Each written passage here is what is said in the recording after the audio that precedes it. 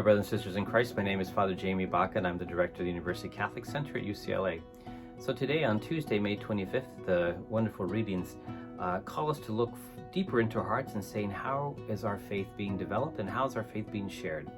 And that gospel reading, we hear Peter, asking Jesus, hey, we've given everything to you, so what happens next?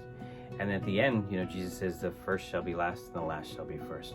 So whenever we think of our faith as in kind of thought processes of consumerism, we kind of lose the point. It's not if I give, I get something back, but always to give, to be open to the gift of God work through us, to being humble in the way that God is always using us as that conduit of His love and His grace. So, it was a good message for us, and it still is today, say, why am I doing what I'm doing? Am I expecting something here on earth, or am I working towards that wonderful peace in eternity? It'll be eternally forever in heaven.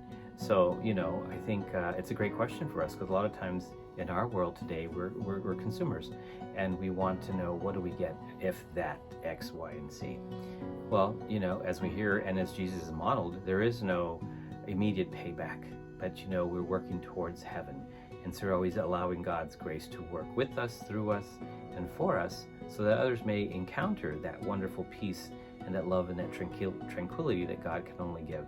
So open ourselves up to that, being that conduit through which those graces flow. I think it's a great invitation.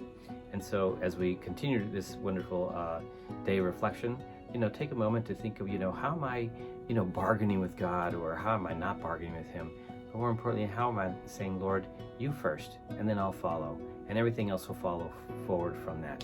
So to really put our hearts in His space and His time, and let those graces flow from there. Have a great day, everybody. God bless.